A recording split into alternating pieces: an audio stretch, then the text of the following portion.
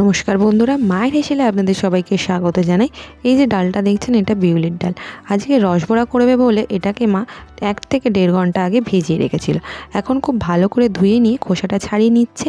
আপাতত এখন ধোয়া হয়ে গেছে। আর এটা চাষের ডাল বলে খোসা দেখতে পাচ্ছেন, যদি দোকান থেকে কিনতেন তাহলে খোসা থাকতো না। আর এখন এটা মিক্সিতে পেস্ট করে নিচ্ছে। আর দেখুন পেস্ট রেডি হয়ে গেছে। আপনারা পারলে শিলেও বেটে নিতে পারেন, কোনো অসুবিধা নেই। আমাদের ডালটা কমপ্লিট হয়ে গেছে বেটে। আর এদিকে রসবড়া শিরাটা তৈরি করার জন্য একটা পাত্রে 6 থেকে 8 গ্লাস মতন জল দিচ্ছে। জলটা ফুটতে দিতে সময় দিতে হবে। আর এদিকে বিউলির ডালটা একটু নুন দিয়ে সামান্য পরিমাণে সেটাকে মা ভালো করে ফেটিয়ে নিচ্ছে। আর এই ফেটানো হয়ে গেছে। আর এদিকে দেখুন জলটাও ফুটে উঠেছে। তখন এখানে বাতাসা দিয়ে দিচ্ছে। এটা 500 থেকে 600 গ্রাম মতন বাতাসা আছে। আপাতত এখন ফুটে উঠলে নামিয়ে রাখতে হবে। আমাদের রসবড়ার শিরা রেডি হয়ে গেছে।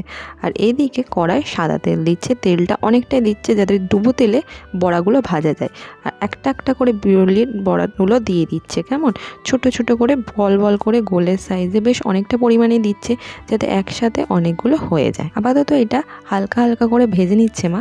আপনারা কড়া কড়া করবেন না। মা বলে যে বেশি কড়া করলে রস ঢুকতে চায় না, আর রস না ঢুকলে রসবড়ার কোনো টেস্টই থাকে না। আর এই দেখুন এই দিকে একদিকটা খুব ভালো করে হয়ে গেছে রসবড়ার। তখন একটু খুন্তির সাহায্যে নেড়ে ছেড়ে একটু যাতে দুদিকে আগুনটা লাগে। আর আপাতত এখন রসবড়া রেডি হয়ে গেছে, তাই মা তেল থেকে ছেঁকে তুলে নিচ্ছে।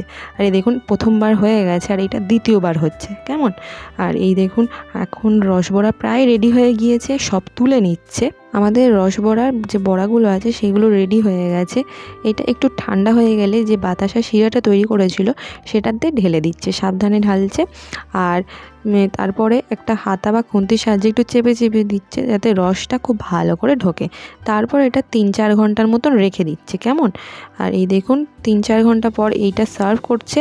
আর খুব ভালো লাগে। এবার জমিয়ে শীত পড়েছে, আর এই শীতে এই রেসিপিটা করে নিন। এটা এমনিতেও পৌষ পার্বণে সবাই করে, তবুও একটু অন্যরকমভাবে। আর আমার মায়ের এই রেসিপিটা যদি ভালো লেগে থাকে অবশ্যই লাইক, কমেন্ট, শেয়ার আর সাবস্ক্রাইব করে দেবেন আমাদের চ্যানেল মায়ের হেসেলকে। ধন্যবাদ।